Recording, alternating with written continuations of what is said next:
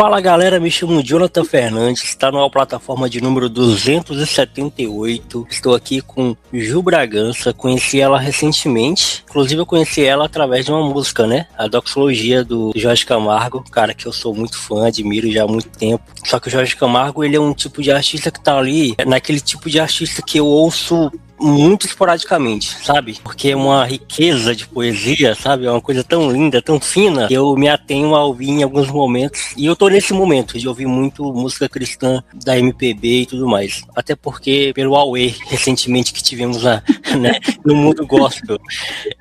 Mas, Ju, se apresente, fale quem você é e obrigado por ter aceitado o convite. Poxa, Jonathan, obrigada. O prazer é todo meu. Fiquei muito feliz com o seu convite. Eu sou a Ju Bragança, sou aqui de São Paulo. Eu sou cantora, compositora, professora de música e sou ministra de louvor e adoração. Isso há mais de 30 anos fazendo isso. Sou uma mulher cristã e tenho tentado desenvolver o meu ministério, a minha arte, através das canções que eu tenho feito aí no decorrer dos anos. E servindo igrejas, servindo pessoas, servindo amigos, servindo a quem mais me convidar, eu tô lá. É um privilégio estar aqui. Você nasceu num lar cristão ou você se converteu com o tempo? Sim, nasci num lar cristão, meu pai é pastor, eu nasci na igreja presbiteriana conservadora, uma igreja extremamente tradicional. Meu pai se torna pastor e aí meu pai foi migrando para algumas denominações dentro da igreja presbiteriana. Então, eu nasci na presbiteriana conservadora, dali nós fomos para a igreja cristã presbiteriana e, por último, meu pai foi para a igreja presbiteriana renovada, que é uma igreja pentecostal. E aí eu tinha 17 anos, eu fui para a igreja batista, que eu tô lá já há mais de 35 anos, me tornei batista. Então, a minha trajetória inteira, a minha vida inteira foi dentro da igreja. Nossa, eu não sabia dessa igreja presbiteriana renovada. Presbiteriana renovada, uma igreja pentecostal. Se eu não estiver enganada, a presbiteriana renovada, ela saiu da igreja presbiteriana independente. E tem essa vertente sapatinho de fogo. Independente eu conhecia, inclusive aqui em Rio Branco, mas agora a renovada. Aqui em Rio Branco, que é onde eu moro, né, no sul do Acre, tem uma igreja chamada Igreja Renovada, que ela é uma igreja no estilo G12, sabe? G12, e tal. Aí ela tem algumas ramificações de igreja. Então tem a igreja renovada e tem a igreja mãe, né? E as igrejas filhas, que é a ramificação dela. Interessante. Ela é neopentecostal? Ela é neopentecostal, muito. Inclusive a presbiteriana renovada, ela não é neopentecostal, ela continua sendo uma igreja tradicional, mas é uma igreja que a gente antigamente chamava de avivada, né? Mas é uma igreja considerada uma igreja pentecostal. Igreja que o pessoal dá glória, né? Aleluia. Da glória, isso mesmo. Um lugar que a gente tem liberdade, né? É interessante porque a igreja presbiteriana é uma igreja histórica, tradicional, né? Então, a conservadora que eu nasci era uma igreja onde só tinha órgão e o violão, mas não tinha microfone, era uma coisa bem assim, aquele discurso do que Deus não é surdo. E aí a gente encontrou a cristã presbiteriana, que já era uma igreja mais avivada, então tinha banda, tinha bateria, tinha aquele louvorzão, então já é uma igreja que eu tenho muito carinho e muita saudade. E aí a gente migrou para Renovada, e aí já era aquela coisa pentecostal mesmo, da saia, dos usos e costumes, e tá irmã do coque. Foi uma experiência bem legal. Da hora. E o seu contato com a música vem desde cedo, por causa da igreja? Isso, eu comecei a tocar na classinha. Comecei a tocar com 7 anos de idade, na Joias de Cristo, que era a classinha das crianças. Eu acho que por ser filha de pastor e as pessoas estarem bastante na nossa casa, esse interesse pela música foi surgindo desde pequena. A minha tia tocava violão, e aí ela deu um violão de presente pro meu irmão. Então tinha sempre um violão em casa, então foi muito natural, assim, pegar o violão e começar a tocar. É isso que eu falo sobre dom, eu acredito nisso, porque não teve aula, não teve ninguém falando, faz isso. A gente pegava o violão e brincava, né? A gente brincava com o instrumento, né? A gente teve uma infância mais saudável. Então a gente brincava, e depois a gente brincava de ser cantor, brincava de culto. Eu sou de uma geração que brincou de culto. Então eu comecei com 7 anos de idade e não parei mais. Eu tenho 48, então são 41 aí, tocando na igreja mesmo, assim, tocando no culto. Então eu comecei na classinha, da classinha meu pai já me pôs para sentar lá na frente, então a gente já acompanhava as pessoas, a gente não tinha ideia do que estava fazendo, mas a gente já acompanhava, porque tinha uma escuta, e dali foi nascendo e a gente foi entendendo aquilo. Então, assim, com 11 anos eu já tocava quase o que eu toco hoje. Porque era intuitivo, né? Então foi bem legal. Eu trouxe o Vitor Fontana aqui faz muito tempo, acho que foi ano retrasado. Eu gravei com ele, e ele também tem uma história parecida com a sua, né? Filho de pastor, cresceu na igreja, mas já tem aquele momento que a gente se converte de fato, né? É aquele momento que porque a gente sabe que não existe ninguém te carregar, né? Você tem que se autodecidir por Jesus. Como é que foi esse momento para você? Qual foi o momento que virou a chavinha assim, que você falou, não, agora eu entendi o que é a graça, eu entendi o que é o reino, eu entendi o que Jesus fez por mim, né? Ju, especificamente, não pela minha família. Qual foi esse momento? Você lembra? Teve algum momento assim ou foi algo muito natural? Não, teve 2 momentos bem importantes, assim, do meu encontro com Jesus, que foi na infância mesmo. Primeiro foi aos 7 anos, eu me lembro de estar na casa da minha avó, a minha tia, ela era a minha professora na classe da igreja, né, na igreja presbiteriana, e ali, né, o flanelógrafo, o livro Sem Palavras e todas aquelas coisas ali que a gente aprendia na infância sobre quem era Jesus. E eu acho que desde muito cedo eu sempre fui subversiva, eu sempre questionei, perguntei, queria saber, né? E eu me lembro de estar na casa da minha avó, brincando com a máquina de costura dela, e minha tia chegou e eu falei para ela, comentei alguma coisa sobre a aula do domingo anterior, e ela olhou para mim e falou assim, filha, você quer aceitar Jesus? E eu falei assim, por quê?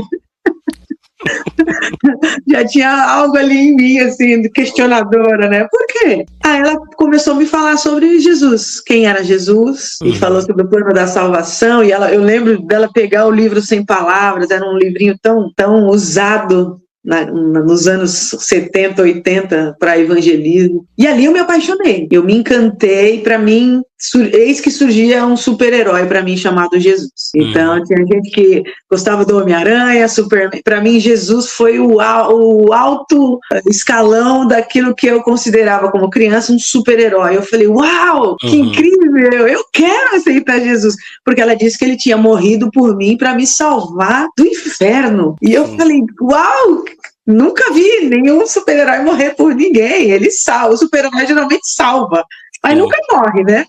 É invencível. Não, e aí de repente ela me fala de um Deus que morre para me salvar. Aquilo foi um marco para mim com 7 anos de idade. E ali eu fui indo na minha trajetória, e conforme eu ia ouvindo as canções, eu ia entendendo um pouco mais, né, as palavras, porque para quem vem de uma cultura tradicional, a gente cantava muitos hinos. Os hinos têm uma linguagem muito rebuscada, né? E aquilo começou a entrar dentro de mim. E depois, com 11 anos, aí eu já estava uma pré-adolescente, eu já tocava no louvor da igreja, eu já cantava com a mocidade, e eu me lembro de um culto específico onde teve uma ministração, um apelo ali, e eu fui pra frente e falei, Senhor, eis-me aqui, se o Senhor quiser usar alguém, usa a mim, eu tô aqui para te servir, eu quero fazer a tua vontade, porque eu te amo. Eu me apaixonei por Jesus de uma forma que foi muito profundo mesmo, esse encontro que eu tive com Jesus. Então, a partir dos 11, foi uma coisa mais madura, né, 11, mas porque do 7 você ainda tá naquele deslumbramento, né, com 11 foi uma coisa assim, de afirmar a minha fé, eu amo Jesus, ele é o meu salvador, e eu quero caminhar e quero servir, então a música se torna a minha ferramenta principal para servir a Cristo Jesus. Então eu tinha 11 anos. Da hora, muito interessante. Eu sou um cristão eu fui o primeiro cristão na minha família, né, a minha família dentro de casa, e aí quando eu falo família lesse minha mãe e meu padrasto, a gente era uma família muito religiosa. Tinha sempre alguma religião dentro de casa, né? Católico, a gente foi espírita, a gente foi testemunho de Jeová. Inclusive, eu cheguei a estudar com testemunho de Jeová, eles iam lá em casa, todo sábado à tarde, sentavam, pegavam a sentinela e liam comigo e tal. Eu passei por um período assim. E nunca teve essa pressão dentro de casa, você tem que ir pra essa religião. Eu naturalmente ia porque eu era criança, né? Acabava que indo, às vezes não tinha com quem ficar em casa, acabava que indo com eles, mas nunca foi uma pressão assim, sabe? E aí tinha uma igreja, eu lembro até hoje, tinha uma igreja quadrangular perto da minha casa. Só que eu tava até brincando, né, falando com minha esposa, que a gente tem uma igreja quadrangular aqui perto, que é fechada, né, parede preta, toda tranquila. E a igreja quadrangular que eu me converti era o contrário, era avivada. Barulhenta. Então. Batia palma. Não, e tinha manifestação lá. Sim. Inclusive, no dia que eu me converti, teve demônio se manifestando lá. Aí eu fui, só que meio que sem saber o que de fato era aquilo, sabe? Sem saber o que de fato era aceitar Jesus. Eu lembro do pastor fazer a pregação, só que ele falou de uma forma, ele adaptou a mensagem pra gente. Eu acho que ele percebeu que tinha muitos adolescentes, muitos jovens lá. Ele adaptou a mensagem pra gente, né? Ele falou sobre coisas da nossa idade, do que o mundo oferecia naquele período e o que Jesus oferecia do jeito dele, né? Mas eu entendi, porque eu acho que ele falou mais que eu entendi. E ele meio que por impulso, hoje eu sei que não foi impulso, foi o Espírito Santo, mas quis aceitar Jesus, né? Eu falei, eu quero isso aí. E aí, é engraçado, né? O dia seguinte é mais ou menos, por exemplo, uma ressaca, sei lá, você se diverte pra caramba à noite, e no outro dia você fica ali, tá, e agora? Né? Né? Mas, e aí no dia seguinte foi isso, eu fiquei pensando, cara, tá, beleza, eu aceitei Jesus ontem e agora eu tenho que fazer o quê? Eu faço o quê? Eu oro, leio Bíblia, não sei o que o cristão faz. E aí lá vem as pessoas falar, agora você é crente, não pode fazer isso, não pode falar isso. Eu falei, pelo amor de Deus, eu não sei nem o que eu fiz, tem como voltar, não tem como resetar. E aí é engraçado, né? Interessante. Eu faço essa pergunta para quem já esteve num lar cristão, né? Que não foi o meu caso. Meu lar, ele sempre foi religioso e tal, mas ele, até por isso, algumas tradições não fazem sentido para mim. Por exemplo, de bênção, né? Bênção de pai e mãe, algo que desde a adolescência eu não faço com a minha mãe. A gente fala bom dia, pai e tal. Pra muita gente isso é um absurdo, né? Porque, pô, e aí eu falo, gente, a minha mãe não nutriu isso na gente, porque isso é uma tradição católica, né? Que a gente passou por lá, inclusive. Então, assim, é muito interessante como as formas, né, de a gente encontrar Jesus, encontrar a graça, são muito diferentes, mas ao mesmo tempo arrebatadora. Tipo, a gente não controle, né? A gente tá vivendo e consegue nos pegar, né? É muito legal, porque eu acredito num Deus que ele interage com a gente e ele conhece cada filho, né? Eu acho que cada experiência, ela é única para cada pessoa. Eu gosto de falar da minha porque é isso, é o meu jeito de ser e o jeito que Jesus falou comigo. Não é o jeito que ele falou com você, não é o jeito que falou com um amigo meu, com meu pai, com a minha mãe, mas ele é único, porque eu acho que é isso. Até hoje, a maneira como Deus fala comigo é muito íntima e pessoal, né? Mas quando a gente ouve o chamado e a voz de Deus, é irresistível. Eu sempre digo que é impossível você chegar e ir embora do mesmo jeito quando você está na presença de Jesus. Então, eu acho que só quem não entendeu e quem não enxerga onde Jesus está é que não vive essa experiência. Por isso, eu, como ministra de louvor e adoração, qual é o meu papel? Eu conduzo a igreja, eu costumo dizer, ei, igreja, Jesus está aqui, vem comigo, vamos adorar, é uma procissão, né? Vem comigo aqui, ó, Jesus está aqui, né? Conduzindo a igreja para enxergar, porque às vezes as pessoas ficam perdidas, né? É interessante ouvir você dizer, né? Você se converte, mas você fala, e agora? O que eu faço, né? E geralmente as pessoas vêm pra gente, vem falar o que você não pode fazer, né? Porque você não pode isso, não pode, mas ninguém te discipula. E eu já tive esse privilégio, porque a minha tia era professora da classinha, então ela começou, a primeira coisa que ela fez foi falar quem era Jesus e falar do amor dele, sem julgo. Ela só me apresentou um Deus que tinha me tirado das trevas, me trouxe para a sua maravilhosa luz, me salvou do inferno, e ela foi me mostrando o lado lindo sobre o Evangelho de Jesus. A religião, ela fica te mostrando um jugo. Não, agora você não pode beber, agora você não pode usar short, agora você não vai na praia, agora você não come sarapatel. Sabe, umas coisas assim que você fala, às vezes você nem fazia isso, né? E você fala assim, tá, é isso? E não é isso, né? O Evangelho de Jesus, ele é rico, ele é maravilhoso. Então, as experiências, né? Eu acho que por isso que eu agradeço a Deus pelas igrejas históricas, as igrejas tradicionais, que prezam ainda pela palavra, pela Bíblia, né? Pelo ensino, para que a gente cresça um pouco e seja crentes saudáveis, né? E não religiosos, né? É um processo. É um processo muito, muito longo. Inclusive, a minha trajetória cristã, depois que eu me converti, porque eu sou de periferia, né? De Rio Branco. Então, as igrejas que eu fiz parte foram igrejas de periferia. E aqui, eu passei um período também na Assembleia de Deus, e na zona rural, né? Não era uma Assembleia de Deus urbana. E lá, cara, tinha muito isso, tinha muita leitura da Bíblia, a gente tinha muita pregação, tinha muito louvores, e a gente ia andando nos ramais, né? Que pra gente chegar na igreja, a gente ia nos ramais e ia cantando os louvores. Lembra, a gente ia cantando aquele ano da Cassiane, né? 500 graus. Nossa, era muito... Eu sei de até hoje o 500 graus da Cassiane. Então, assim, e a gente tinha muito esse senso de comunitário também, que eu sentia falta, né? Eu vim para Rio Branco, para a capital, no caso, né? Para urbanidade.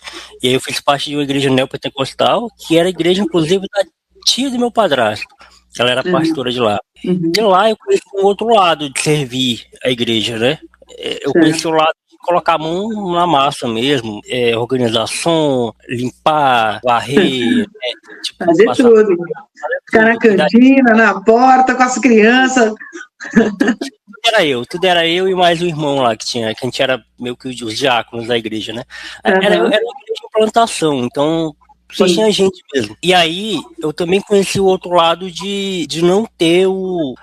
porque eu até queria te pedir a tua opinião sobre isso, porque assim, existe muito um discurso dentro das igrejas evangélicas, estou generalizando, tá? Mas, enfim, só pra gente entender, que a gente não pode fazer as coisas pro reino, pra igreja, pensando numa recompensa. É tipo, você não pode fazer, você não pode, sei lá, limpar a igreja pensando que alguém vai te notar. Você não pode evangelizar pensando... Beleza. Só que ao mesmo tempo esse discurso soa para mim muito contraditório, porque as pessoas, elas são vocacionadas, por exemplo, vão pro diaconato, vão pro presbitério, vão para ser pastor por conta de que alguém notou essas pessoas pelo trabalho delas ou pelo dom que elas têm, né? Então isso pede um pouco no sentido, tipo assim, beleza, eu concordo que a gente não deve fazer as coisas humanamente pensando em recompensas, né? Porque não é sobre isso, a gente tem que servir. Quem dá a recompensa é o Senhor, né? Quem dá o galardão é o Senhor, mas aqui é um senso comunitário. Então, a gente vai, por exemplo, eu vou só fazer esse papel, cumprir esse papel para sempre e nunca vou ser chamado para pregar, por exemplo, que era o que eu queria. Nunca vou ser chamado para pregar, que é o que eu gosto de fazer, que é o que eu sei fazer. Nunca vou ser. Aí foi o período que eu fui chamado para pregar em outras igrejas, né? Eu era tipo pregador itinerante, né? Ia pregar aqui, ia pregar ali, nunca cobrei R$1 para cobrar em lugar nenhum, nunca. Só ia porque eu amava pregar, queria pregar. Só que na minha igreja local ninguém me chamava para pregar, ninguém me colocava para pregar, só para limpar banheiro, que eu fazia com muito prazer. Eu era adolescente, eu era jovem, eu fazia com muito gosto, faria de novo. Não é uma reclamação, não é tipo assim, eu fiz com amor, eu fazia com amor, eu amava fazer aquilo. Até porque eu não tinha um ambiente familiar muito saudável. Então sair de casa para mim estar na igreja era muito bom. E o que você acha em relação a isso? Você que é músico, né? Essa coisa da recompensa, não como uma barganha, né? Mas sim pelo seu serviço, pelo seu dom, por algo que você... Vamos supor, você canta e toca, aí você vai pro culto todo dia, e outras pessoas que cantam e tocam, e você nunca é chamada para isso. Não ia te frustrar? Sendo sincero. Não, esse assunto é bem interessante, porque assim, claro, existe uma grande hipocrisia, né, que é o lance das pessoas, eu não preciso ser reconhecido por ninguém, né? Engraçado.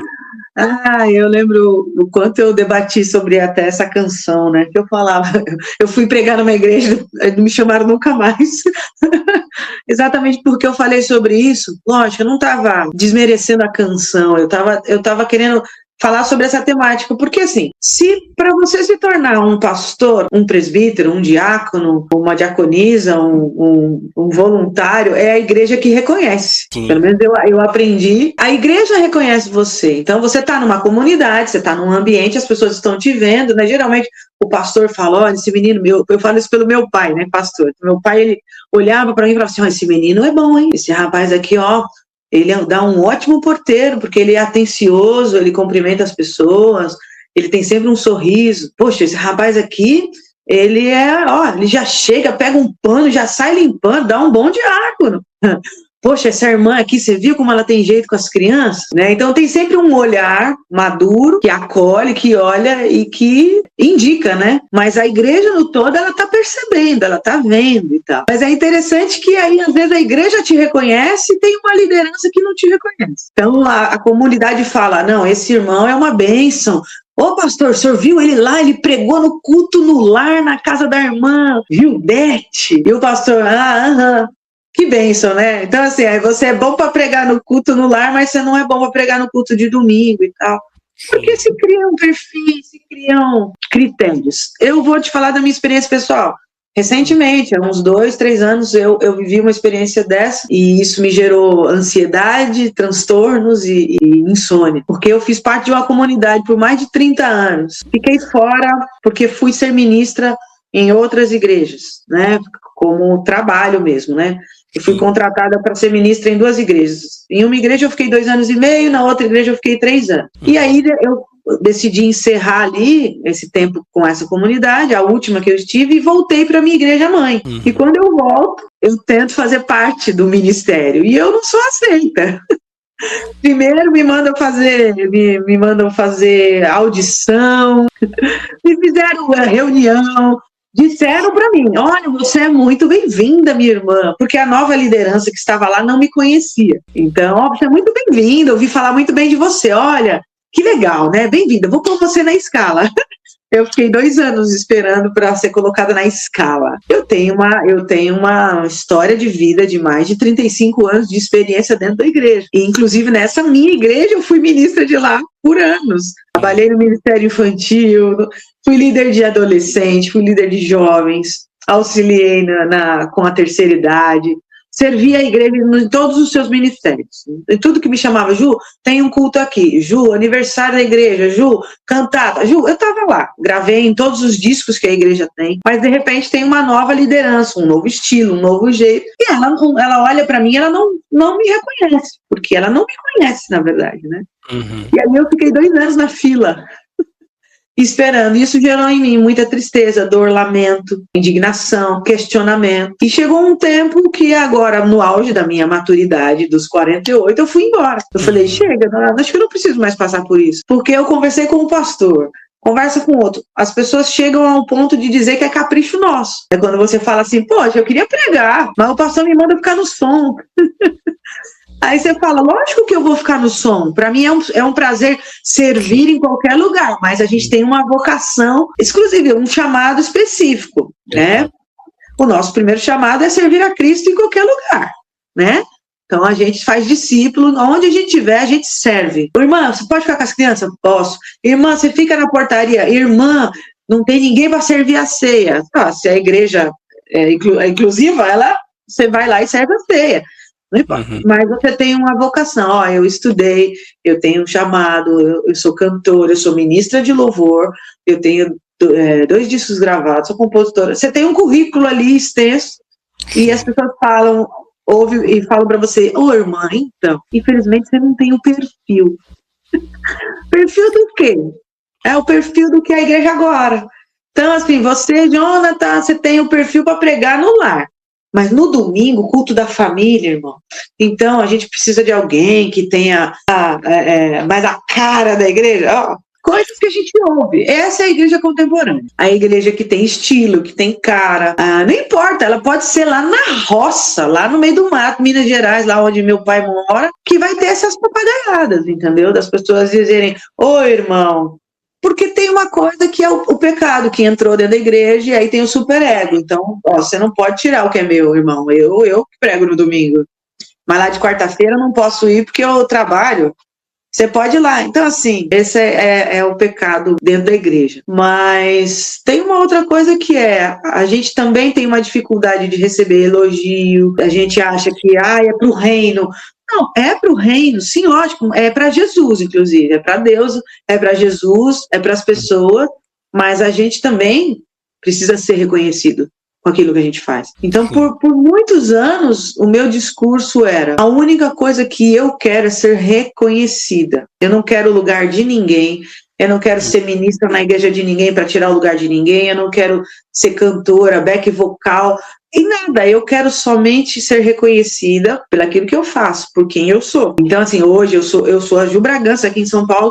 Algumas pessoas me conhecem, algumas igrejas, principalmente as igrejas presbiteriana e batista, que é o meio onde eu mais canto, porque a minha música é mais litúrgica, tem uma música mais devocional e tal. E essas igrejas se identificaram mais com o meu estilo. Mas a gente não pode perder a fé de que a gente serve um Deus que é poderoso e que também não é só ali na comunidade, né? Hoje o meu trabalho, hoje eu não estou atuante numa comunidade. Faz 2 anos que eu saí dessa igreja que eu estava te falando. Hoje eu estou membro de uma nova igreja, faz 4 meses que eu cheguei nessa comunidade, então lá ninguém me conhece. Isso foi uma bênção de Deus, porque eu também queria que ninguém me conhecesse, que seria muito bom para mim, eu queria começar de novo. Então ninguém me conhece, eu conversei com o pastor, contei um pouco da minha história, mas bem razoável, então ele não sabe muito de mim. Hoje o meu trabalho eu sou professora na creche, professora de musicalização infantil. Eu fiquei 2 anos desempregada, porque eu saí do cargo de ministra da igreja que eu estava. Por ter ficado um tempo na igreja, eu perdi a agenda. Então eu fiquei sem agenda, porque eu estava como ministra numa igreja, então eu estava dando prioridade a estar nessa comunidade. Então, de domingo eu estava lá, eu não saía. E os meus convites sempre eram de domingo, culto de ceia, aniversário da igreja. Então, eu priorizei as igrejas que eu estava servindo, trabalhando, né? Então a minha agenda eu fui ficando assim, você acaba, aquela coisa do quem não é visto não é lembrado. Então isso aconteceu comigo. Então eu perdi a agenda, ninguém me chamava mais, eu fiquei desempregada, passei por um tempo bem difícil. E aí orando, Senhor, eu só queria trabalhar, eu não queria me envolver com dinheiro de igreja, oferta de igreja, eu queria um trabalho. E aí Deus me deu um emprego, eu comecei a trabalhar como professora de musicalização infantil em 4 creches, e isso foi o ano passado, foi uma bênção para mim. Mas quando eu chego na creche, eu começo a entender que ali era a extensão do meu ministério, porque ali eu me lembro de quando eu tocava na classinha, ali eu me lembro de quando eu fui líder no ministério infantil, porque são crianças carentes, doentes, que têm expectativas, que precisam ser acolhidas. E ali eu levo a Ju para não só dar aulas, mas eu começo a acolher. E ali eu começo a fazer canções de acordo com a vivência daquelas crianças. E ali se torna a extensão do meu ministério. Então, talvez nós, como crentes e atuantes, a gente precisa entender que nem tudo é no palco da igreja, nem tudo é no púlpito. Às vezes a gente fica ali relutando, não, porque eu quero servir, eu quero pregar, porque eu quero cantar, e às vezes você esquece que no teu trabalho você pode fazer também. Você pode pregar no teu trabalho, você pode cantar no teu trabalho, você pode evangelizar no teu trabalho. O reino de Deus é gigantesco, né? Eu sei que é doído para quem está acostumado, como eu estou acostumado com o palco, eu estou acostumado a servir na igreja, aí de repente eu me torno membro de uma nova igreja onde ninguém me conhece, e eu estou no banco. E aí eu fico olhando a banda, eu fico, putz, como eu queria tocar. Puxa vida, como eu queria ministrar louvor. Ai, se eu estivesse ministrando nesse domingo. Ai, como eu queria trazer as velhas canções. Poxa, esse pessoal tá cantor chifre. Ai, que vontade de mostrar um pouco de musicalidade. Poxa, sabe, você fica sonhando, imaginando, mas eu ali, eis-me aqui, Senhor, tá tudo bem, eu vou ficar quietinha aqui e tal. Até que chegou um dia, eu tava quietinha. Eu fui num encontro de casais com o meu noivo, e aí o pastor vem e fala, a irmã não cantaria um louvor hoje? Aí eu, posso pegar um violão? Pode. Aí o pastor foi lá, conversou com os músicos, eles sem entender nada, eles nunca nem tinham me visto, né? Porque eu tô ali, eu fico no meio, sento no meio, nos bancos ali, cumprimento quem tá em volta, mas acaba o culto, você vai embora, porque você não conhece muita gente. E aí eu subi e fiquei naquela ansiedade. E agora, né? Eu esperei tanto por esse momento, mas você fica, puxa vida, O que eu canto? Canto uma música conhecida, canto uma música pentecostal, aí Deus me conduziu a cantar uma canção minha, e aí eu cantei uma canção minha, e foi muito especial, porque aí acabou o culto, muitas pessoas vieram falar comigo, e o mais interessante, oi, irmã, de que igreja que você é? Eu falei, então, eu sou daqui. Eu tô aqui já há um tempo já. Nossa, como? Eu nunca te vi. Eu falei, eu sento ali, né? Aquele banco todo comigo. Então, assim, eu tô nesse momento onde eu estou esperando em Jesus. Deus conhece a minha vocação, eu não preciso provar nada para ninguém, mas ao mesmo tempo a gente sempre vai ter que passar num vestibular. Sim. Então eu vi que aquele dia foi uma boa experiência, o pastor falou, olha, foi a primeira de muitas. Então assim, é isso, eles não sabem nada sobre a minha história, eles não sabem que tem música minha que Vencedores por Cristo gravou, eles não sabem que eu estou produzindo meu novo disco com o Jorge Camargo, eles nem sabem quem é o Jorge Camargo, inclusive. Então, é difícil para pessoas como eu, 40 a mais, e viver os melhores anos da vida, porque a gente pegou os anos 70, os anos 80, os anos 90, os anos 2000. Essa galera que hoje está na liderança e na frente de muitos, principalmente do Ministério de Música, elas têm 20 e poucos anos, no Sim. máximo 30. Elas não viveram o que eu vivi, o que muitos de nós vivemos. Então elas não me conhecem, elas não tem culpa, né? Sim. Mas eu acho que tem muito disso mesmo. A gente tem que ser obstinado e não desistir, mas a gente tem que parar de se humilhar. Parar de se humilhar e ficar desejando coisas em lugar onde a gente não é visto, onde as pessoas não nos enxergam e onde as pessoas não têm interesse por nós. E não tem nada a ver se você é bom ou se você é ruim. É sobre eles, não sobre nós. Entendeu? Porque aquilo que Deus quer fazer, Ele vai fazer com a gente, sem a gente, com quem Ele quiser, inclusive. Então eu não acredito, eu ouvi muito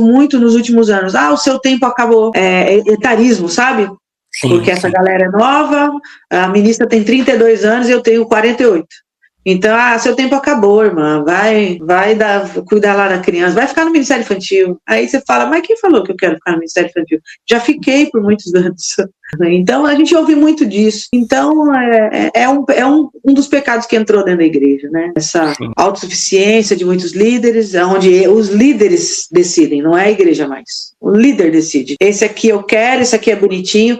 Olha, eu fiz parte dessa igreja onde há uns 6 anos atrás, o outro ministro que estava lá, ele disse que agora a gente ia viver momentos de cota. Precisamos de tantos cantores negros, tantos cantores gordos, tantos cantores mulheres. Eu quase que eu tive um derrame naquela reunião ministerial. Eu não acreditei que eu estava ouvindo aquilo. Eu falei, como é que é? Eu pensava que a gente servia uma comunidade independente do seu estereótipo. E aconteceu isso. Então hoje você vai ver lá uma quantidade de negros grande, gordos, magros, loira, o bonito. Tem a galera bonita, entendeu?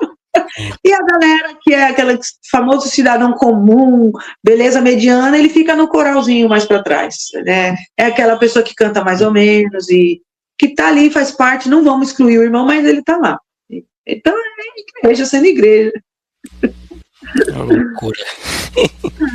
É a igreja brasileira, né? A igreja que julga, né? Cara, interessante isso. A última igreja que eu fiz parte, assim, de forma... Eu sempre falo igreja de CNPJ, né? Que a última igreja que eu fiz parte foi lá em 2012, 2011 para 2012, que era a igreja do G12, que era uma dessas igrejas filhas da igreja renovada que eu citei no começo. E, cara, e assim... É muito empresa, né? Não tem nem como chamar aquilo de igreja. É tudo pensado como empresa. Planilha, escalas. Você é um funcionário. Vai subindo para o nível 2, vai subindo para o nível 3. A pregação das células na semana tem que ser a mesma que foi pregada no domingo. Você não tem liberdade para trazer um tema novo, você não tem liberdade para explorar nada. E o 12, né? O número 12 é a meta. Você tem que ter 12, mais 12, mais 12. Multiplicar. E você não pode... E aí minha discussão com o pastor, que a gente vai entrar nesse tema agora mais à frente, a minha discussão com o pastor é porque eu era muito fã de uma banda chamada Rosa de Saron. Muito Os irmãos católicos. Top. Esses caras, eu acho que não é nem um exagero falar que eles me salvaram em muitos momentos, assim, da minha vida. A música deles falou muito comigo durante um processo muito difícil da minha vida. Minha mãe e meu padrasto separaram algumas vezes. Em uma dessas vezes, eu vi o meu padrasto traindo minha mãe, em uma dessas traições, né? Que ele traiu minha mãe já muitas vezes. Uma dessas vezes foi eu que vi, então aí eles chegaram a separar, depois minha mãe perdoou ele mais uma vez, e aí fomos tentar reconstruir nossa vida em outro bairro. Então nesse período assim, muito nebuloso, o Azul Saron era a banda era a minha banda favorita, cara, eu praticamente só ouvia eles. E aí eu tinha um CD do Azul Saron, eles tinham acabado de lançar o Agora e o Eterno, que na minha opinião é o álbum deles mais fantástico, assim. E eu tinha esse CD físico, né, eu tinha comprado o DVD, o Horizonte Distante. Aí, só que ao mesmo tempo, sei lá, eu tinha 18 anos, né? Eu tava na flor da idade e vontade de servir, vontade de estar na igreja. Eu queria fazer tudo certo, sabe? Lá não podia namorar, né? Tinha que cortejar, né? Com a pessoa, tinha que orar pela pessoa, né? E aí tinha uma menina lá que orava, a gente orava junto, né? Então eu queria fazer tudo certinho, sabe? Eu queria... Então, realmente a gente vai se orar, a gente não vai se beijar, a gente não vai fazer nada, a gente só vai ficar aqui fazendo como tem que fazer. E aí, em um desses momentos, eu cheguei pro pastor, no final de um culto, e perguntei, pastor, tem algum problema? Eu vi Rosa do Saron. Aí ele me olhou assim, e aí falou, eles são católicos, eles adoram Maria, então você não pode ouvir alguém que adora Maria, não sei o quê. Aí ele falou mais algumas outras baboseiras que eu não peguei. Aí, cara, na minha burrice, né, cheguei em casa, eu doei o meu... Quebrou o disco. Eu não cheguei a quebrar, que eu não tive coragem, mas eu dei pro amigo meu que gostava, né? Ok. Um amigo meu, parei de ouvir, tirei todas as músicas do Rosa do Saron e fui ouvir só tudo gospel. Tudo gospel. Qualquer tipo de música gospel. O sertanejo gospel. O permitido, gospel, né? O permitido. Tudo isso. E aí, cara, daí pra eu sair foi um tiro curto, assim, porque aí eu rompi com essa menina que orava, porque eu não gostava dela, tipo, tanto que ela gostava de mim, sabe? Eu gostava dela como irmã, assim, mas eu não gostava dela como namorada, e ela gostava muito de mim, ela queria ter um futuro comigo, né? E aí eu falei, mano, eu tô totalmente errado, essa igreja tá totalmente errada, eu não sinto Jesus aqui, eu não vai. E aí eu entro nesse assunto que a gente acabou de falar, né, de reconhecimento e tudo mais. O meu desejo nunca foi ser reconhecido, cara, de fato. O meu desejo sempre foi servir. Só que a maneira que eu tinha de servir não era limpando... Não que eu não saiba limpar um banheiro, eu sei limpar, mas eu não sei limpar tão bem como outras pessoas sabem. Cuidar de criança, eu sei pegar uma criança e acalmar enquanto o pai e a mãe ouvem um culto. Eu sei fazer isso tão bem como outras pessoas sabem. Entendeu? Cantar e tocar. Eu cheguei a tocar baixo na igreja, mas eu não toco baixo tão bem como outros baixistas tocavam. Então, era sobre isso, né? E aí, Deus, ele me levou de forma bastante natural, bastante tranquila, a me reunir com mais 3 amigos, né? Karina, Cristina e Marcos. E a gente foi para a biblioteca pública da cidade orar e ler Bíblia. Esse era o nosso intuito. A gente era jovem, todo mundo estava inconformado com a igreja que servia, né? A Cristina fazia parte da igreja batista independente, assim, mais ou menos. O Marcos fazia parte da igreja cristã, né? Que é a igreja conhecida como Igreja do Véu. E a Cristina estava sem igreja, né? Também. A Cristina tinha feito parte da mesma igreja que eu. E naturalmente foi acontecendo, cara. As pessoas foram chegando e os cultos eram lá na minha casa, na varanda da minha casa. Aí, cara, era muito legal, porque as pessoas estavam sedentas por ouvir a palavra, sabe? Quando eu penso hoje sobre isso, eu morava muito longe, Ju. Eu morava, assim, muito longe dos irmãos, né? A pessoa que morava mais perto de mim era a Karina. Mas mesmo assim, ficava com ela aí andando, né? E eram de manhã na minha casa. As pessoas vinham da sua casa de ônibus, que ninguém tinha transporte na época, pegavam 2 ônibus para ir lá para minha casa pra gente orar e ler Bíblia. Olha que legal, né?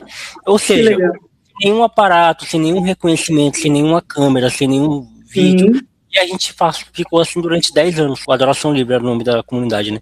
Durante 10 anos a gente foi igreja dessa forma, de forma totalmente orgânica, que é a igreja que eu acredito, né? Hoje eu tenho muita dificuldade em pensar uma igreja que não seja assim, o crescimento dela não seja assim.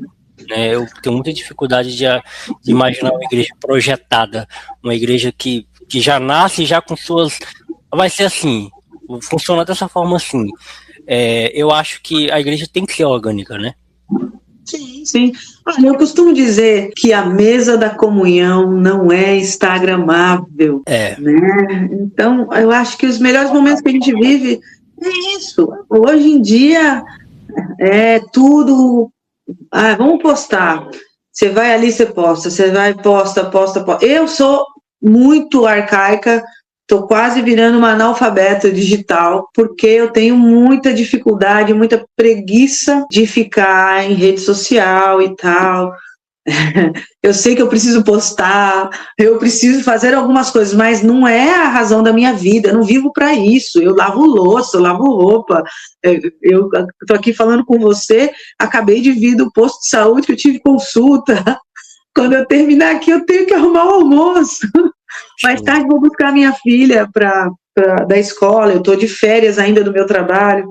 Eu não vivo para isso, não dá, eu não tenho paciência nem estômago para isso. Então, a mesa da comunhão, ela não é instagramável. A gente está ali, a gente está conversando com um irmão que tem um problema, não é para a internet. Você está ali, o irmão está com um problema no casamento, não é para a internet. Você tem irmãos que o filho está com câncer, não é para a internet, desculpa, mas não dá. As pessoas perderam a noção, as pessoas postam no banheiro, no chuveiro, na cama, no hospital, é uma coisa apelativa e ela faz a gente está perdendo a sensibilidade, eu acho, por causa de tanta exposição, sabe? E eu acho que, assim, os melhores momentos que eu vivi na minha vida como crente foram os cultos nos lares, que meu pai me levava para ir. A minha mãe não gostava muito de sair com meu pai, e porque ela tinha essa demanda, né? 4 filhos, a casa, e meu pai pastor, era culto na casa da irmã fulana, culto não sei aonde, e evangelismo. Então meu pai me levava porque eu já era um pacote bom, eu era uma boa companhia e tinha um violão. Então eu me lembro disso, sabe, de viver experiências, histórias que ninguém sabe, que ninguém viu, só quem estava lá. Eu me lembro de ter ido na minha adolescência em culto no monte e de ver lá a arvorezinha pegando fogo, as coisas lá que o pessoal falava, imagina, isso é mentira. Não, eu fui lá, entendeu? Mas não teve fotinho para tirar, para pôr no Instagram. Olha lá, chão virou brasa viva de verdade. Virou, eu vi. Os irmãos que estavam lá, o que foi aquilo? Eu não sei, mas eu vi. Meu pai falava, você tem que ir no monte, você tem que ver o poder de Deus, o que Deus faz lá. Eu já estive em cultos no lar, nos anos 80, que eu vi irmãos caindo no poder, sendo batizados com o Espírito Santo, em vigílias no lar, entendeu? Mas era um negócio ali, sabe? Tão maravilhoso, cada um vivendo uma experiência com Deus tão singela, tão singular e preciosa. Agora, hoje, se você não tiver com a roupa caramelo lá, né? Chapeuzinho, né, a paleta de cores, não fica bom. Se você estiver acima do peso, só se sua igreja for com cota. Se você já tiver cabelo branco e for mais... São critérios para você servir. Poxa, então ser crente hoje é um grande desafio, de verdade, é um grande desafio. Se eu não tivesse tido encontros reais e verdadeiros com Jesus Cristo de Nazaré, eu não queria mais nem saber de igreja, de nada, porque a decepção já foi muito grande com a igreja CNPJ, a instituição, né? Mas, graças a Deus pela igreja humana, a igreja viva, pessoas de Deus, eu ainda estou aqui, e servindo, e continuo sentindo vontade e querendo servir a comunidade do reino de Deus, porque foi para isso que eu fui chamada, entendeu? Então, eu entendo o que você está falando aí, é difícil. Mas imagina para a juventude de hoje, né, os jovens. Nossa, eu tenho uma filha de 12 e uma de 21, e eu olho para elas assim, elas meio que, eu com 12 anos, eu já tocava muito, eu já saía por várias igrejas, nós cantávamos com a mocidade, eu me lembro da gente cantar dentro do trem, a gente fazia evangelismo no trem, a gente não tinha vergonha, e as pessoas respeitavam, a gente não ia fazer coisa patética que nem hoje a gente vê o povo gritando dentro do trem. Gente, eu tenho ranço. Aqui em São Paulo, até no metrô, você encontra os malucos doidão, gritando, sabe o inferno, tem Jesus, meu, 6:30 da manhã. Eu tenho vontade de falar, não faz isso não. A gente fazia evangelismo no sábado, a gente ia no sábado ou no domingo, a gente pegava lá o trem Francisco Morato, ia até a Barra Funda, tocando louvores, tínhamos um líder preparado, que depois da gente cantar, ele dava uma pequena ali, ó, porque a palavra fala por si, não é apelativo, né? Então, hoje, imagina, hoje só tem loucura, né? Aí eu vejo as minhas filhas, elas não tocam um instrumento, elas não cantam nem no louvor, não participam de nada, de nada. Meu, a gente tinha uma sede, a gente queria estar lá. Não era por status, porque era isso que eu te falei, não tinha câmera, não tinha nada. Eu queria muito hoje ter vídeos da minha adolescência, eu queria me ver, queria ver a Ju adolescente cantando, tocando, eu queria, né, como memorial para mim, mas não tem, entendeu? Tem fotos muito ruins, de qualidade horrível, porque era isso, quem tinha uma Kodak ali, tirava e muitas se queimavam, né, que era difícil, mas eu queria me lembrar disso, lembrar do meu irmão, que já morreu, e lembrar da gente tocando, né, com a mocidade. Então, eu sou uma pessoa nostálgica, eu sinto saudade da igreja de antigamente, a igreja que eu cresci, da igreja que eu nasci, tanto que essa igreja que eu estou hoje, ela me lembra muito a igreja da minha adolescência, isso me fez ficar, porque ela é uma igreja familiar, então você tem adultos, velhos, crianças, jovens, adolescentes, eles conseguiram preservar, mesmo sendo uma igreja batista, eles preservaram aquele negócio, a mocidade vai cantar, aí os jovens vão pra frente e cantam, que eu acho lindo, eu choro toda vez, as irmãs vai cantar, o grupo das irmãs vão pra frente para cantar, eu acho isso muito legal, da gente ter guardado das nossas tradições, da igreja pequena. Plural, né? Igreja plural, né? Onde tem... É muito legal. Ju, já vou caminhar aqui pro final, mas eu deixei uma coisa aqui legal pra gente falar. O Huckmark, né, no livro dele, Arte Não Precisa de Justificativa, eu li lá em 2000 e eu acho que eu tenho ele em algum lugar por aqui, esse livro ainda, mas ele fala que o cristão, ele é livre, né, pra ser um artista, ele não precisa pintar apenas temas bíblicos, né? A arte por si só ela não precisa de uma justificativa, no sentido de por que você está fazendo essa arte? Eu estou fazendo essa arte porque eu sou um artista. Isso por si só já deveria se explicar. Quando a gente entra pro quesito cristão, fica um pouco mais complicado, porque parece que tem que ter Jesus, luz, né, cruz, para a arte ser cristã. E aqui eu não vou falar nem só no sentido de música, vou falar no sentido mais abrangente, por exemplo, um artista plástico cristão, né, um cineasta cristão, um ator cristão. Tem alguns atores cristãos aí que a gente conhece, mas a gente não sabe que ele é cristão porque ele é cristão na comunidade de fé dele, né? Artista, ele é um artista que atua, então. E eu queria saber um pouco sobre a tua opinião, assim, no contexto de Brasil, né? Como é que funciona isso? Eu lembro que eu tive uma bandazinha de garagem, de escola, né, que eu cantava, e o nome da banda se chamava Distrito 92. É uma banda que ela nunca foi, ó, detalhe, olha só o que eu vou falar, ela nunca foi essencialmente uma banda cristã. Nunca foi. Só que dentro da banda tinha eu que era cristão e tinha mais duas pessoas que eram cristãos. E tinha um que não era. Esse que não era quase ateu, pra você ter ideia. Então a banda não era cristã. Só que eu era, e eu cantava, e era eu que fazia as músicas, as letras, né? Aí a banda tinha duas músicas autorais. Uma se chamava Fruto Fiel, que era uma banda, que é uma música bem confessional, até pelo nome, né? Fruto Fiel. Falava que eu quero subir as montanhas, quero te enxergar, quero que você faça de mim Fruto Fiel. Linda essa música, né? Modéstia à parte, né? Porque foi compôs.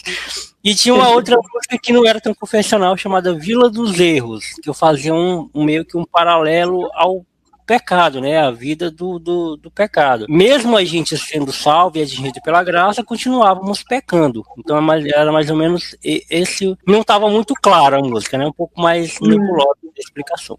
Aí beleza. Aí aconteceu de a gente tocar em uma igreja, a gente ensaiou na igreja, tocou na igreja e tal, e aí colocaram ali no meio do bairro, da comunidade, a gente como uma banda cristã. Aí quando a gente falou que a gente não era uma banda cristã, meu Deus, aí foi o reboliço, né? Aí o negócio ficou, mas por quê?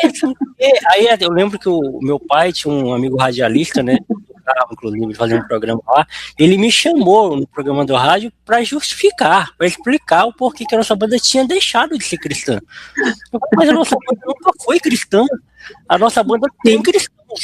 Tipo assim, significa, vamos supor, se todos nós fôssemos católicos, a nossa banda seria uma banda católica? Não necessariamente. Então, se todo mundo fosse ateu, a nossa banda seria uma banda ateia? Não, porque não é isso que a banda é, né?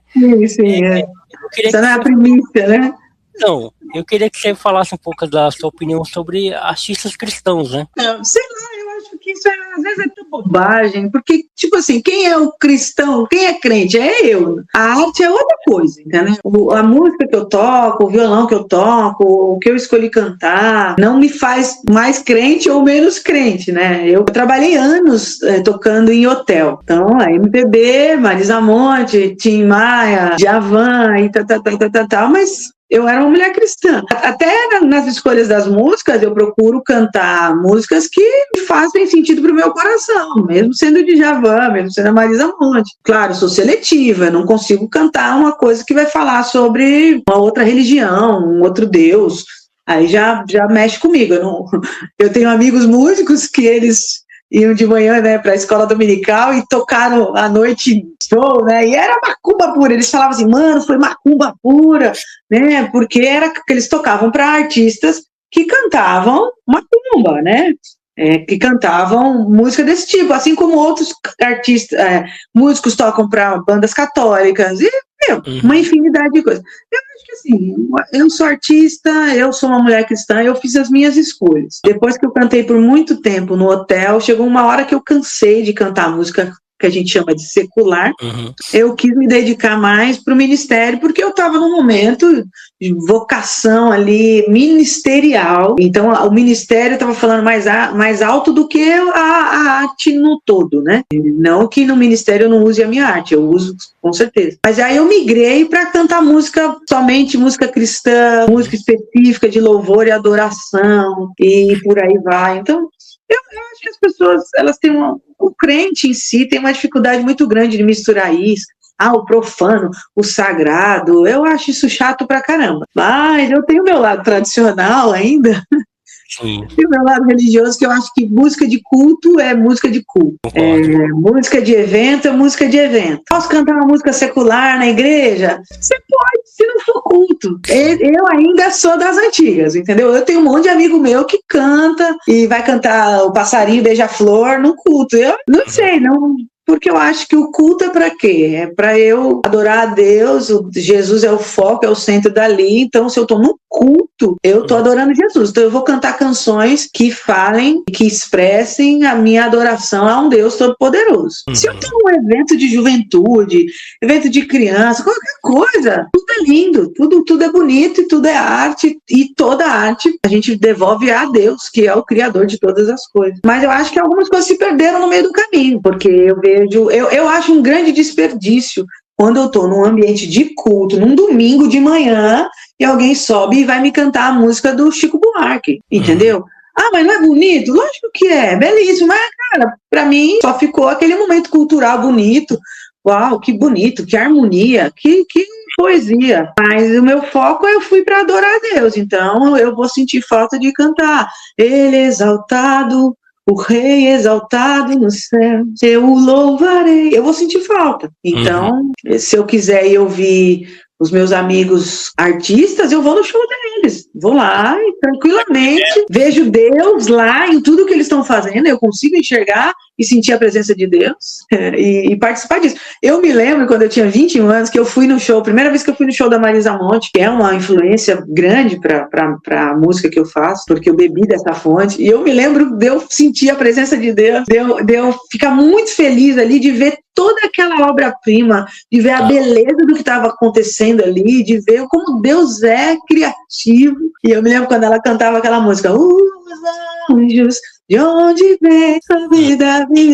Assim, eu me arrepiava e falava assim, só uma vontade de dar uma glória, assim, porque era bonito demais, falava sobre os anjos, era uma letra que inspirava muita coisa. Sim. Mas eu não me sinto à vontade para chegar no momento de dízimos e oferta e cantar uma música da Marisa Monte. Tem igrejas que cantam, um vilarejo aqui, que consegue ver o céu, não sei o que, show, tudo tranquilo.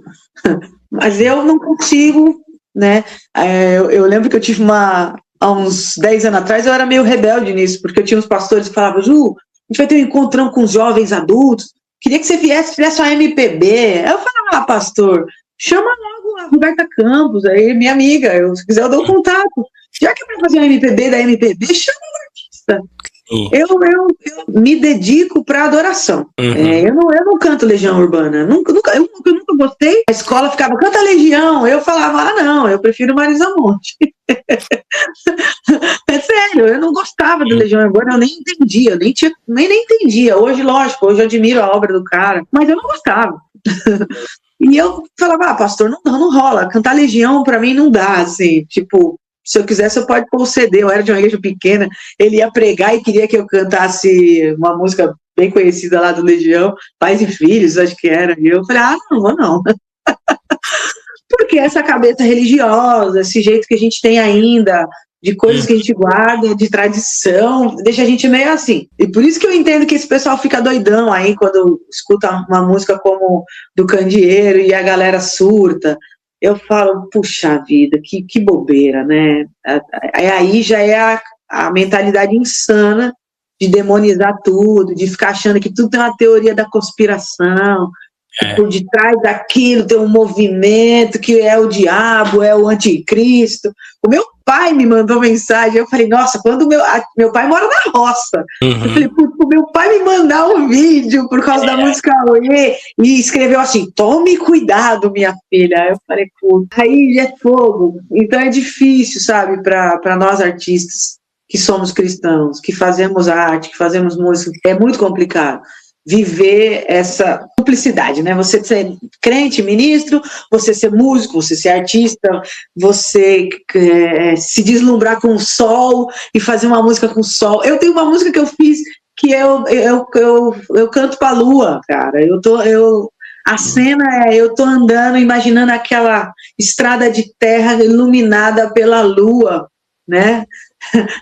E eu fiz uma música, cara, eu sinto a presença de Deus tão grande enquanto eu tô cantando ali, porque tem todo um contexto ali, mas tem que ficar explicando? Não precisa, mas não é uma música que eu vou cantar no culto de domingo, que tem ali toda uma proposta litúrgica. Então a gente tem que entender sobre isso. Liturgia é liturgia, é arte, música é música, e vai muito além, e por isso que eu acho que a mesma coisa cantor é cantor, ministro é ministro, pastor é pastor, pregador, diácono, entendeu? E professor. Então, a gente só precisa deixar de loucura, é igual a inteligência artificial. Tá muito doido isso, né? A gente estão matando a gente todo dia, a gente já é uma categoria desnecessária, entendeu? Você precisa de um pastor coach, e se rolar vai ter lá uma banda virtual. Eu já fico imaginando o telão, aquela banda virtual tocando no fundo, e o cara coach top com a roupa caramelos. E essa é a nova igreja da atualidade dos crentes virtuais em Jesus. Não sei se eu misturei muitas coisas aqui, mas eu acho que para ser artista no Brasil é difícil, para ser crente, artista mais ainda, e tudo isso é uma coisa difícil. Para você ter uma ideia, no dia que eu falei que eu cantei nessa igreja nova que eu tô, né? Quando acabou, alguns irmãos já falaram assim, ai, nossa, MPB, né? MPB é tão bom. Aí eu falei, MPB, eu nem subi com pretensão nenhuma de representar uma classe. Eu só cantei um louvor ao Senhor. Aí, a MPB, não rodopiou, não teve uma letra com fogo, ele vai te dar vitória. A MPB. Eu já cantei numa igreja Assembleia de Deus uma vez, meu disco, como eu te falei, para quem ouvir e tal. Acabou o culto, a pastora falou assim, bonitinho, né? Bonitinho. Porque era doce, meigo, é um som mais relax, né? Uma coisa mais da paz, assim, bonitinho. Eu falei, valeu pelo bonitinho, né? Então, é difícil fazer isso que a gente faz. Por isso que quando eu me torno ministro de louvor, eu começo a cantar canções de louvor e adoração. As minhas músicas eu canto sempre uma música antes da pregação, ou no dízimo, porque tem uma poesia, tem uma mensagem ali e tal, e costumo inserir aquilo que a comunidade canta, porque sou eclética, né? A gente canta de tudo um pouco. do hino, do inário, a worship, a VPC de Carvalho, sabe? A gente canta de tudo um pouco, porque, como falei, vivi uma experiência de ter nascido nos anos 70. Então, vivi uma igreja mais musical, uma igreja que cantava coisas muito mais legal do que o que tem hoje. Hoje eu acho que eu tô sempre num looping, né? Começa uma música, quando vai pra quarta música eu acho que eu tô na mesma. Eu falo isso o tempo todo pro meu noivo. A gente tá no culto, às vezes eu tô lá e eu falo, cara, eu não conheço nenhuma dessas músicas hoje. Ele fala assim, sério? Eu falei, sério. Inclusive achei que a primeira é igual a terceira e a quarta. Eu achei, na quarta música eu achei que era a primeira, né? Eu achei que era o refrão da primeira, não é não? E termina, né? Eu fico pensando assim, recentemente eu fui almoçar com o Jorge Camargo e eu tava falando pra ele dessa experiência minha nessa igreja e ele falou assim, Ju, eu acho que eu não consigo mais. Eu falei, cara, de verdade, você, ainda que é um mestre, sentar no auditório, eu entendo esse desconforto, mas aí a gente vai ter que acessar um portal maior, que é o portal do que eu vim fazer aqui. Eu vim adorar a Deus. Então, se eu vim adorar a Deus, eu não vou me preocupar com toda essa estética e com todas essas coisas que eu critico. Então, eu critico lá em casa, na mesa, mas aqui eu vim adorar Jesus. Então, passa. Aí ele falou assim, é verdade. Eu falei, é isso, porque a musicalidade do Jorge, do João, do Gerson Borges e de tantos outros aí é difícil. Então você tem que ser crente para você. Antes de qualquer coisa, você tem que ser crente. Para você lidar com a música da igreja hoje, você tem que ser crente. Porque senão não vai rolar. E não dá, você pode achar que, assim, por exemplo, o Gerson Borges é pastor de uma igreja, da Comunidade de Jesus.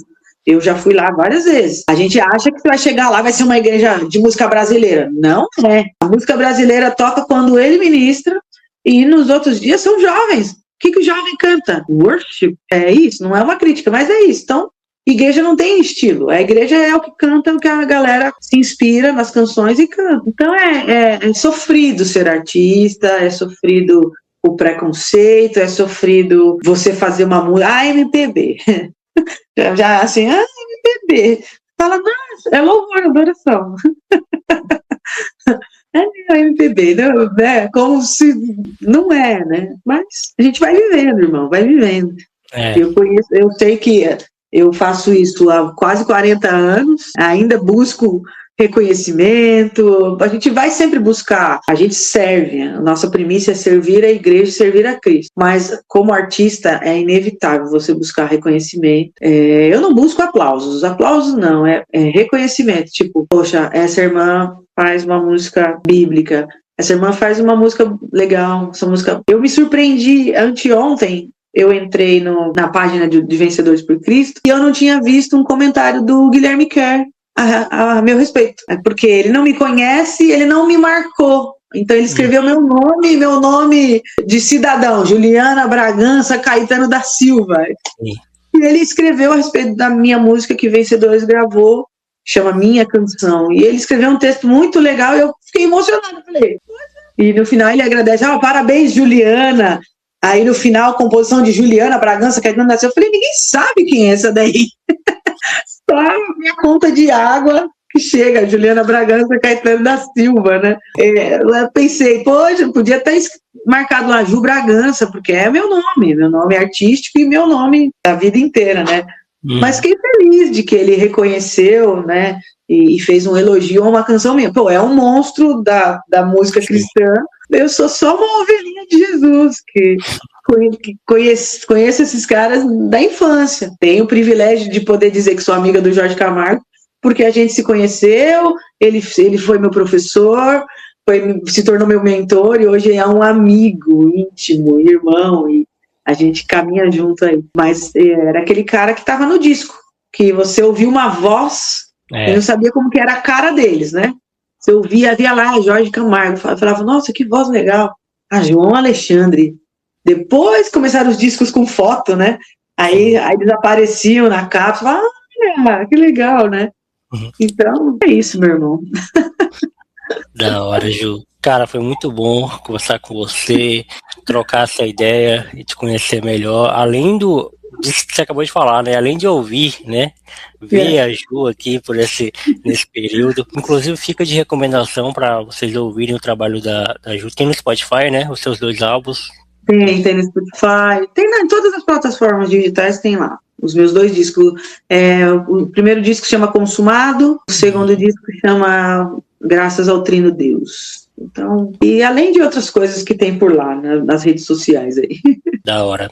O meu Instagram, hoje, ele não tem muita coisa, porque eu, como eu te falei, passei por uma crise há uns 2 anos, e eu fui lá e eu apaguei tudo, e eu tô começando de novo.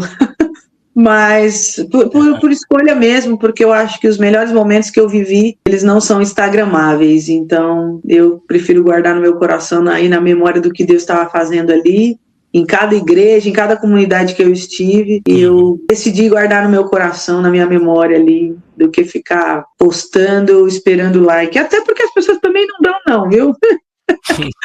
Você posta foto numa igrejinha pequena ali, tem lá 300 curtidas, né? Você não tá num mega show de roupa caramelo, então ninguém... Mas é isso, mano. Obrigada de verdade, foi um prazer conhecer você, um prazer saber que a Ju tá chegando aí. Que as pessoas possam ser abençoadas pelas minhas canções, por tudo aquilo que Deus tem feito na minha vida. Tem muita história na minha vida, muita coisa que a gente já fez nessa jornada de fé, nessa caminhada preciosa com Jesus. E o carinho que eu recebo tem sido muito grande nesses anos todos. Muito legal, assim, porque a minha música toca na Rádio Transmundial, então eu recebia muitos e-mails de pessoas Manaus, Rondônia, das experiências que elas estavam vivendo, e até irmãos católicos. A minha música Eis o Cordeiro tocava na liturgia numa igreja em Rondônia. Eles me mandaram um e-mail pedindo permissão se podiam tocar na liturgia católica. Eu falei, a música é para isso, a música transcende. Se você entendeu sobre a cruz de Jesus, essa música é para ser cantada na liturgia. Então é isso, a gente vai além. A música, eu faço música para ficar eternizado. A minha expectativa é que uma música que eu fiz em 2009 chegue ao coração de alguém em 2032 com a mesma força de quem ouviu. E eu posso dizer que eu já comecei a viver essa experiência. O mês passado, a filha de uma amiga minha me mandou uma mensagem no WhatsApp. Ela tem 18 anos. E ela começou a ouvir os meus discos. Eu gravei meu primeiro disco em 2011. Ela nem existia, né? Ela nem existia. E ela começou a ouvir porque a mãe tem os discos. E ela me mandou uma mensagem agradecendo porque as minhas músicas estão fazendo parte do dia a dia dela, nessa nova fase, faculdade e tal. E ela falou que, nossa, o quanto as músicas fazem sentido para a caminhada de fé dela. Eu falei, nossa, que alegria, eu ganhei meu ano, uma garota de 18 anos ouviu minhas músicas e foi abençoada. Então, a música é para isso, ela é para atravessar o tempo, e a gente quer somente isso, compartilhar e dividir aquilo que Deus tem dado pra gente. Da hora, Ju, muito obrigado, até a próxima. Grande abraço, mano, Deus abençoe.